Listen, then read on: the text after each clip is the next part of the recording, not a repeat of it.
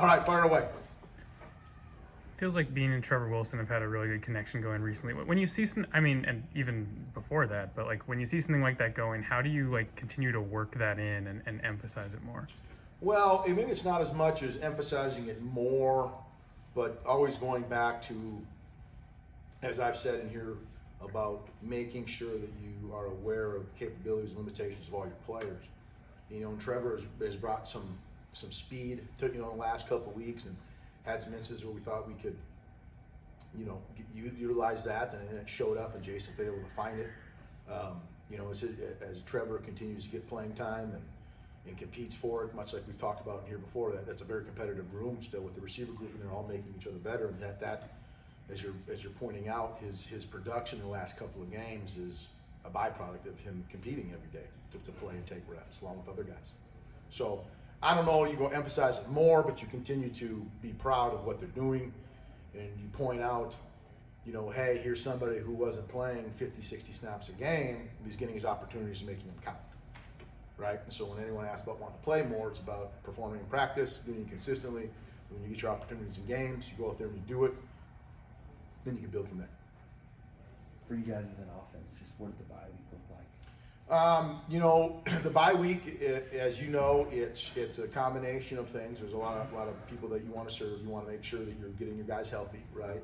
And so you do that with people who played a lot. You want to make sure that people maybe who weren't taking as many reps are now getting more reps, okay? You want to spend some time doing some self-scout, evaluating, you know, maybe any tendencies or things that you're doing well or things that you need to do, you know, better. And then you introduce your upcoming opponent, right? So it's a combination of all those things in that week, which we're able to accomplish, and it's good. So you get a jump start on our opponent this week, and you spend a lot of time on self-reflection. I think I said this before, but you know, it's not just as an offense, but we challenge our individual players to do some self-discovery, and so we made a cut up for every one of them to watch every one of their plays that they played, and they reflected back and say, here are the things I'm doing well, here are the things I got to continue to do better. When you look back at the first 7 games of the season, what are some of the areas on that self-scout that you feel like you really need to improve on over the final 5 regular season games? Well, you know, it's never just one thing. You know, if it was consistently, boy, we need to throw the ball better, boy, we got to run the ball better, boy, we got to block better, boy, we got to do this better. It's always a combination of things, I think, when, you know, on a given moment. And for us, it fundamentally just come down to, let's make sure we're continuing to do the things that we're doing well by doing it even more consistently. Andy, during a bye week, you look at Central Florida, they were kind of real, and they go on the bye, and then they go to Oklahoma and give them a tough game. How much can you improve or install maybe to enhance what you're doing during a bye week? Well, I've talked about before in here how, depending on when your bye week is and how experienced your team is, you may save quote unquote installation for a bye week, and we've done that before. That might be one thing that you do, knowing that, you know, if you're planning ahead, right? Hey, you're going to get to this point in the season. Here's the defense you're going to see in the second half. Go back and install this, right? Or you might re-emphasize something that you haven't installed earlier in the year, or that you did install earlier in the year. So there's a lot to enhance. But I've commented in here before too about the importance of evolving every week, right? You're never trying to reinvent the wheel every week, but your matchup could change based off a number of variables, from who their personnel are compared to your personnel, what they do schematically compared to what, you know what I mean, you do schematically, things that other opponents have done well against them. You know, so there's always variables that you evaluate week to week. So it's not, it's not a big deal for us to feel like, if, hey, we got to put this in or install something new. But you should have a chance to enhance your team, And then for sure.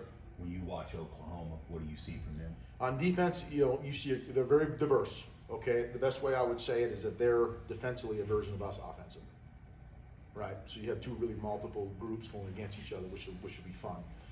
From a personnel standpoint, you see a lot of athleticism, right? You see guys playing hard. You know, they're doing a good job of generating turnovers. You know, and that's how they're winning games fundamentally. Is that their turnover margin's pretty good, and so it's going to be critical for us to make sure that we're taking care of the ball on Saturday. Brent Venables has kind of been known around the industry that he's good at picking up signs and stuff from the opposite sideline and stuff in the week leading up. Is there anything you have to change up from a signaling in perspective headed into the game? You know, that's a good question. We mask that stuff up pretty good. I think a funny, I'm not even going to say it because it'd be inappropriate, probably make a joke right now with what's going on. about videotaping and stuff like that. You know, not suggesting that, but we definitely, I think everyone masks what they do and try to disguise. I don't think you always prepare as though that's what's happening from your opponent, as though they're trying to steal signals and get a beat on what you're doing. I think fundamentally for us, you know, the fact that we huddle a lot, you know, makes it easy. So for us at least. Curious, any differences year 2, year 1 with Oklahoma? From them? Yeah. Well, I would, you know, yeah, just similar to our journey, you know, right? We're at one more year ahead, but they know the lingo, they know the terminology, they evaluated their personnel and kind of said, here's where we want to, quote unquote, get better, right, or upgrade, and they went about doing that. So you could, you know, you can see that they're understanding what they're doing defensively a lot better for sure, right? You know, with the diversity, and that they've identified who they want to be, right, as a team schematically, and how they want to play, and they've been preaching and emphasized that. So I really respect that. What did you learn about your run game from a game against Oklahoma State where those guys were challenged more than they had been in previous weeks?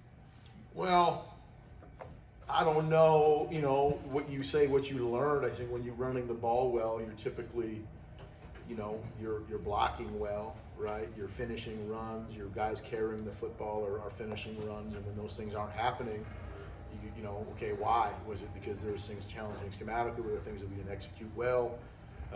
That's what you look at. So to sit there and point at one thing is that it's hard to do that and say, hey, it was just because this, we didn't block well, or we didn't run well, or we had a bad play call. And it's probably a combination of all those things in a given moment.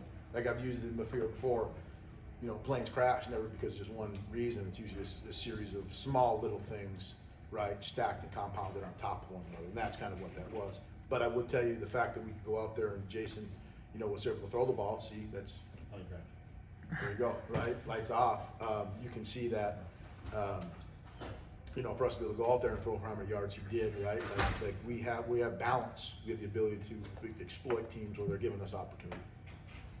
Both teams playing it, can't control it, but do you give any extra consideration to weather like this, if that's what's coming this weekend? Well, yeah, you know, you have a little idea of a forecast, and I don't even know what it is yet today, but you know, we practiced in it yesterday, and you know, and today, and so you're prepared for it. You know, it's what it is. You can't control it. You know, it's fall, it's college football. It's what it is about, right? So I feel fine that we'll be able to execute, you know, in the situation, right? It's as big of a deal as you make it. There you go. You know, so. Over the course of the season, we've seen you guys use even going back last year, the short huddle, run up to the line, snap it. Do you guys track the success rate for those plays? Yeah, we typically track, you know, our efficiency, if you will, in any scheme, play, run, pass type procedure, right, to identify if it's been good or not, you know, and everything's mixed, you know. Like a lot of times you look at something, you might say, man, that was, you know, 90% successful. We need to do that more. Well, maybe it loses its effectiveness if you start doing it more, right? And so not specifically that situation or that procedure, but you have to look at that at all of them. And we want to be able to be diverse, and so that in any moment, that's not the only thing that you're doing, right?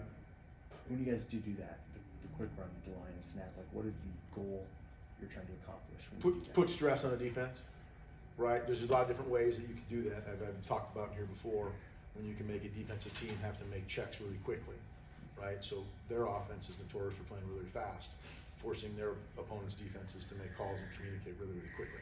Same thing, except it's not done at that kind of tempo. You look at the improvement this OU defense has made, just comparatively, how big of a difference do you see from like 2021, for example, to now? Obviously, different coaching staffs and all. From them? Yeah. Well, it's a different coaching staff, first of all, from the Yeah. 21 year to 22, and then like we had said earlier, from 22 to 23, you can see their commitment to who they want to be schematically and the kind of way, their style of football. And that you can see that that's been preached over a whole offseason. And again, as a coach and a teacher, I really respect that, because you're, you know, as diverse and multiple they are, you can still see what they're coaching and what they want to do schematically, and it's working out. Anything else for Coach K? Any questions? Appreciate y'all.